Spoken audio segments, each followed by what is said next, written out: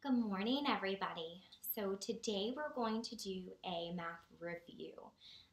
We are going to review and get ready for our very last test to take in first grade for math. So I want you guys to focus on what I'm going to be doing. You don't need anything in front of you today. You just need to be paying attention. And we're going to do a math review that's going to get us ready for our test. Okay? All right. So let's look at number one. Now, number one, I'm going to read it to you, and we're going to do it together on the board. Okay, so there were 6 tables in room A. There are 3 books on each table. Draw a picture of the books on the tables.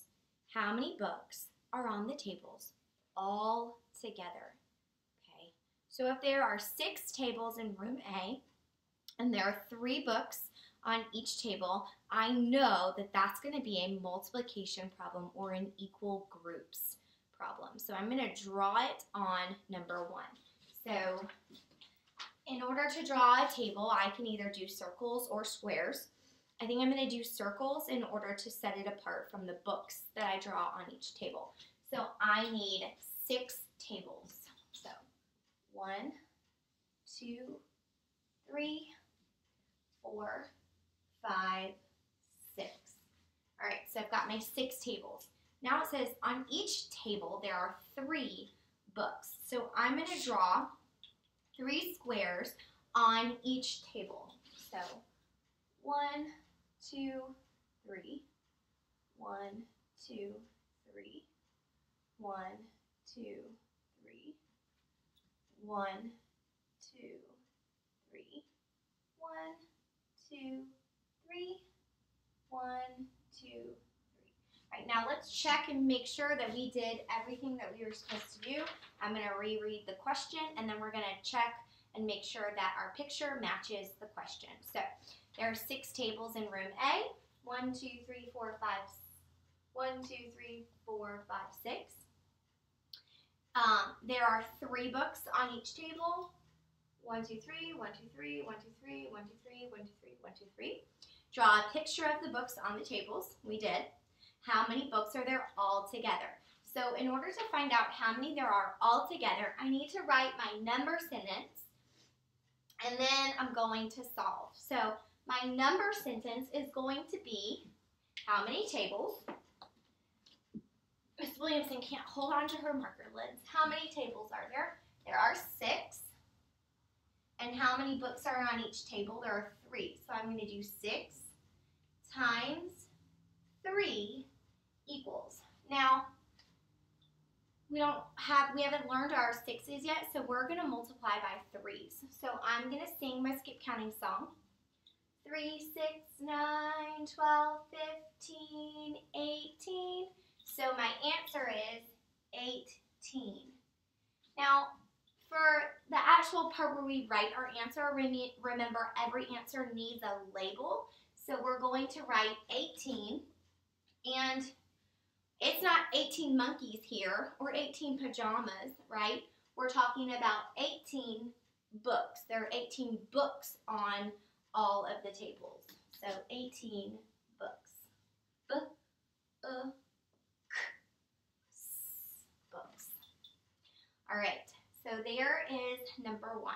We're going to move on to number 2 is actually over here. And the question for number 2 says, label this array. So that's what we're going to do for the very first thing. We're going to label it. Now, there actually aren't any places to label it on your test tomorrow or on the board. So I'm going to show you what you're going to do in order to label. So to label this array, remember we're going to label rows and then columns. So 1, 2, 3, 4. There are 4 rows. So I'm going to put a 4 right there. And there are 1, 2, 3, 4 columns. So I'm going to put a 4 up there. That's all you're going to do for label the array. You're going to label the column, label the row, label the column. Well, what is the number sentence for this array? We would say that this was a 4 by 4 array. And what is 4 times 4? 4, 8, 12, 16. There are 16 squares. And if I were to go back to count, there would be 16. So the array for this is a 4 by 4 equals 16. Got it? All right, let's move on to number 3.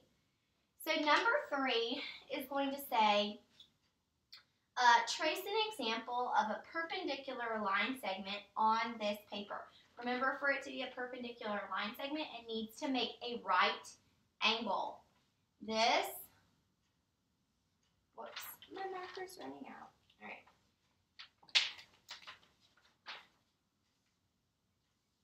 Now, these lines do intersect, but they're not perpendicular because they do not make right angles.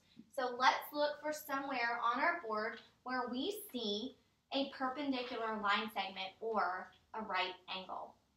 So let's see, I can find one right here. This is a perpendicular line segment right here because it's making, they're meeting and it's making that right angle. So on your test tomorrow, you're going to find a perpendicular line segment anywhere on your paper. And then it's going to ask, find somewhere in your classroom of a perpendicular line segment. Well, unfortunately, we're not at school. So you're going to find something around your house. For this, you can either spell it, do the best you can on your own, or ask your mom or ask your dad to help you spell it. I'm totally okay with that. So if I were looking around the classroom, because guess what? I am in our classroom today. So I'm going to look around our classroom and I see something perpendicular. I'm going to show you.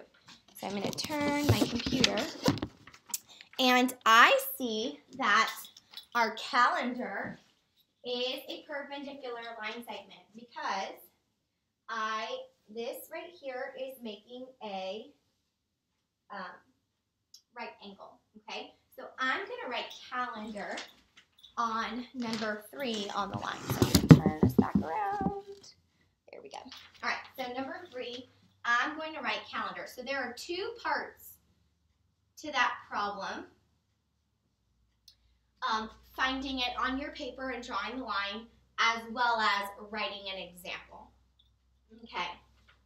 All right, number 4, listen carefully. Okay, there are 4 green, 8 blue, and 2 red. So 4 green, 8 blue, and 2 red candies that are in a bag. If you pick a candy without looking, which color will you most likely pick? Now, in order for you to find out which one has the most, okay, which color is there more of? And so I know that there are 4 green, 8 blue, and 2 red. So which color has the most color candies? The answer is blue. So I'm going to write blue. And they're going to ask you why. Why is it blue? Well, because blue has 8 candies. Okay? All right. So super simple. This last test, you guys, is very easy as long as you follow the directions. There's not a whole lot of really hard thinking until you get to the math problems at the bottom, and I'm going to do some review with you so you'll be ready for tomorrow. So if you look at number 5, which is right here, we have some boxes shaded, and we are going to make our mixed number. Remember, a mixed number is a whole number and a fraction put together. So if I want to find my whole number, I need to count all of the boxes that are completely shaded. So let's find our whole number or our big number.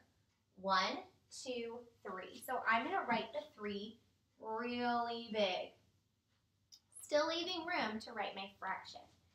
Okay, so now I'm going to look at this last box, and I need to figure out what the fraction is. So it's asking how many are shaded. Well, I have my box split into 1, 2, 3, 4. It's split into fourths. And how many are shaded? 1 out of 4 are shaded. So my fraction is 1/4. So I'm going to write 1/4. So then let's say our mixed number together. 3 and 1/4. Remember to put that "and" in between our whole number and our fraction, just like we would when we're counting money and we see that decimal. All right, so now we're going to do the really hard problems for this review, and that's all the problems at the very bottom, because you know what? It takes a lot of brain power to sit and make sure that I'm doing this correctly. I need to make sure that if it's a plus sign, I'm adding and not subtracting. I need to make sure if it's a subtraction sign that I'm subtracting and not adding. It can get very confusing when they flip-flop back and forth. So a good practice is to always circle the sign before you start on that problem. Now, if I go through and circle all of them, I may not remember when I get to them. So I'm going to circle this sign before I start each problem to help me remember, okay, I'm going to add or I'm going to subtract. Also, another thing is that if there is a dollar sign and a decimal, you need to make sure that dollar sign and decimal are in your answer, or it's wrong, okay? So on number 6, let's do the first problem. I'm going to read the numbers. Anytime that you guys do a problem like this, you should be reading the problem out loud. That way I can maybe hear for any mistakes. Maybe I'm saying 43 instead of 34, so I need to make sure that I'm listening as well as visualizing the numbers, okay? So I'm going to be adding 534 plus 381. Let's get started. I need to do the one section first. 4 plus 1 equals 5. 3 plus 8 equals 11. So my 1 goes here, and my other 1 goes under the 3. Now I'm going to add 5 plus 3, which equals 8, plus 1 more equals 9. So my answer is 915, okay? And I made sure that I added. All right. Now, I'm going to move on to the next problem. And the first thing I'm going to do is I'm going to circle that minus sign to help me remember, okay, I'm going to subtract. I also have a dollar sign and a decimal that I need to remember to write down.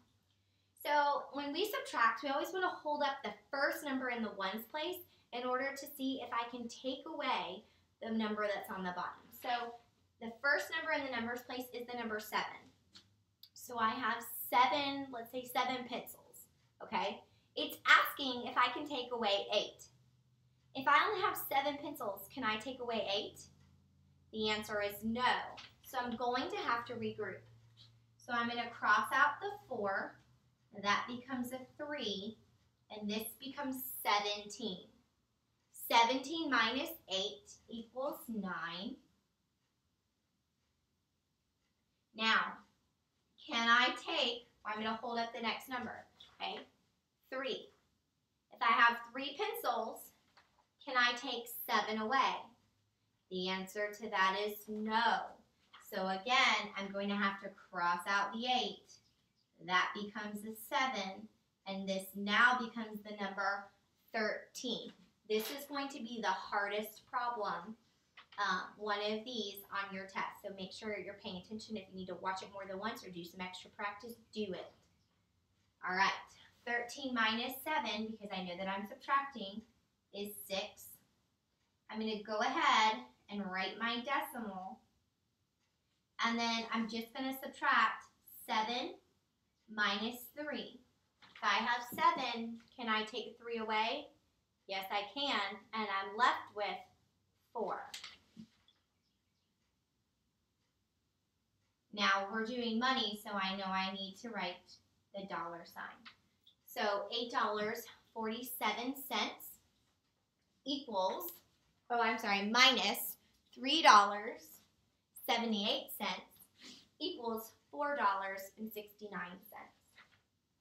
Okay, everybody go, whew, that one, the hard one's over with. Let's move on to the next problem. Now I'm going to be subtracting. Let's say the problems together. 471 minus 239. Anytime I'm subtracting, I need to take the top number and see if I can subtract the bottom one. So I have the number 1. Can I take 9 away from 1? No. So I'm going to cross out the 7. That becomes a 6, and this becomes the number 11. 11 minus 9 equals 2. Now, if I have 6, can I take 3 away? Yes, I can. If I take 3 away, I'm left with 3. So 6 minus 3 equals 3. And 4 minus 2 equals 2. So my answer is 232.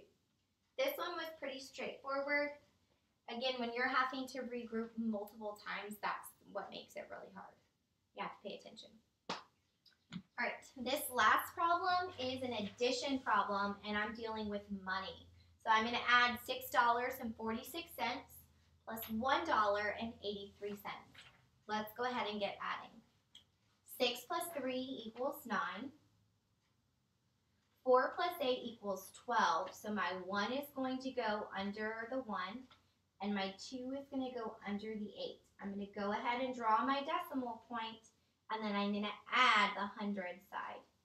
6 plus 1 equals 8. So my answer is $8.29. All right, everybody, that was our review. Watch this as many times as you need to in order to help you learn how to do these problems. You're going to see problems similar on your test. They are not the exact ones. I'm not going to give you the answers, but I want you guys to be ready and to be practicing for our very last test. Do your best. I love you guys. I'm so proud of all that you have done in math this year. You learned how to multiply. You learned how to divide. You learned how to add and subtract 3-digit numbers. And that is not a small feat. I'm just very proud of you guys. I miss you so much, and I hope to see you guys soon.